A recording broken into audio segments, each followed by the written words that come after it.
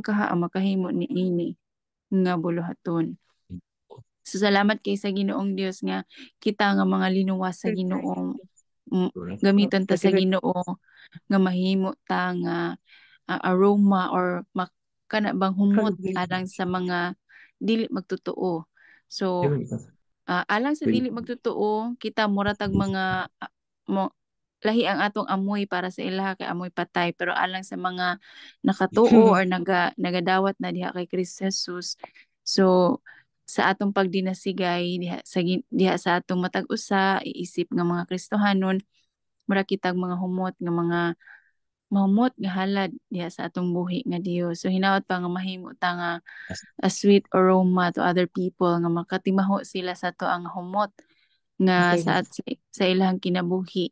Masimhutan gid nila nga naagyud ang Ginoo sa atong kinabuhi nga nagpuyo. So may the glory of God nga naa diri sa atong kinabuhi, pinagi sa iyang Holy Spirit nga makita gyud nga adunay jud tay Kristo sa atong kinabuhi, nga adunay gugma, na makita gyud ang fruit of the Holy Spirit diri kanato, nga adunay gugma, pagpaubos, kalinaw, self-control, so kanang mga bunga sa balang Espiritu Santo nga diin makita diri kanato. So may God bless us nga mahimo gid ta nga mga limyon ta ngadto sa uban. Salamat kay sa Ginoo sa iyang mga pulong nga gihatag kanatong tanan karon.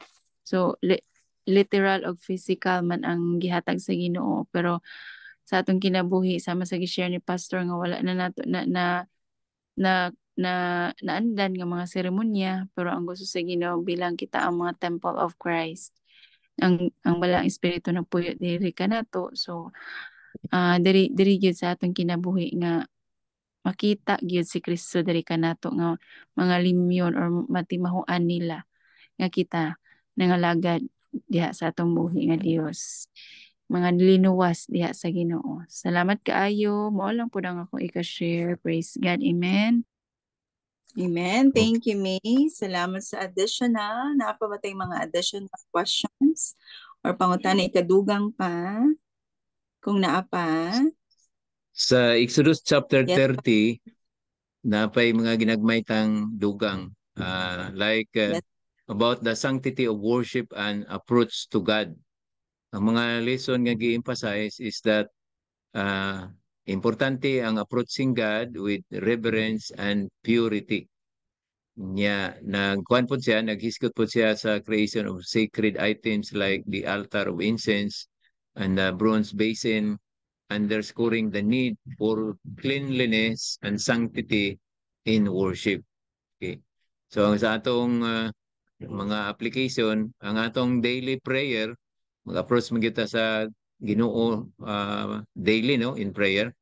It should be done with clean heart and mind. Amen. Acknowledging His holiness. Amen. Sa atong kinabuhi. No? Ang atong personal purity, regularly nag-reflect kita sa atong mga actions niya, sa atong mga unahuna, striving to maintain purity in our lives as a form of worship to God. No? And then, nagipakita po ang respect to sacred places. Gina-treat na to ang mga lugar sa pagsimba, whether physical or spiritual, with reverence and understanding in their significance. Or something nga, ano. And then, when it comes sa mga instructions sa Ginoo sa mga measurement, no, mara ginapakita lang po sa Ginoo sa to ang importante ang obedience sa iyang mga instructions. O ang Dios nag-provide man siya og kuan mga guidelines or instructions sa kang Moises regarding sa mga construction of sacred objects and rituals. Ang gina-highlight niya dito ang importance of following his commands faithfully. Maragi ingon ana no. So following God's word napaka-importante. Sa atong applications kinabuhi, pwede po ta mag-commit sa pagbasa sa pagsunod, pagtuman sa gitudlo sa pulong sa Dios sa Biblia. Kay kini ang mga prinsipyo para sa atong daily life decision makings nga makatabang pud sa atoa actually. No? So daghan pa tingali pero ingon ana naay mga importanteng butang nga makapahinumdom sa atoa kun unsa kabalaan ang Ginoo sa atong kuan sa iya ha, sa atong pagduol sa iya. Nagasik kita sa iyang guidance sa moment by moment nga sometimes kung kita lang di man ta usay maka discern kung unsa gyud ang direksyon nga gusto niya nga atong ipalo. So Amen. mao na ang hinungdan nga nagsige tag ampo sa Ginoo. Ya, Amen. nag-trust pud ta nga maminaw siya unya naga-respond siya sa atong Amen. mga prayers kay naam na sa Biblia nga ang Ginoo naminaw sa atong mga pag-ampo kaniya. Ya, Amen. tubagon niya ang mga tao nga mag-ampo nga mga matinud-anon. So salamat gyud ta ana sa Ginoo. Thank you Amen. sa tanan nga nagtambong sa atong Amen. Bible study karon nga gabi. Amen. Thank you, Pastor, for sharing Amen. na dalagan ang Ginoo. Na-bless ta sa pulong sa Ginoo karon nga gabi og naagi ni siya katuyuan. It serve His purpose and His glory. Amen. Salamat sa iyang pulong. Glory to God. Pwede ba na kang pag-usab si Pastor Elmer to close our topic in prayer? Sige, mag-pray kita. Our Heavenly Father, nagpasalamat na pud mi sa opportunity nga ang mga katudluan sa daang tugon imong gi pahinumdum kanamo sa among mga personal nga application sa amo pong kapanahunan.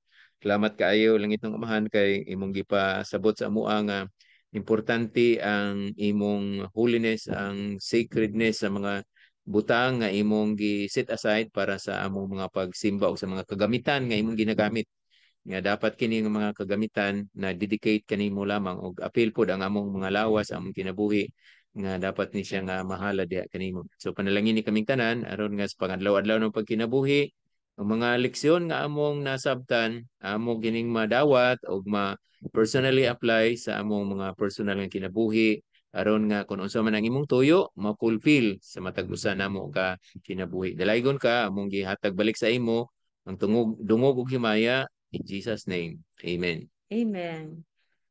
Salamat sa inyong Amen. tanan.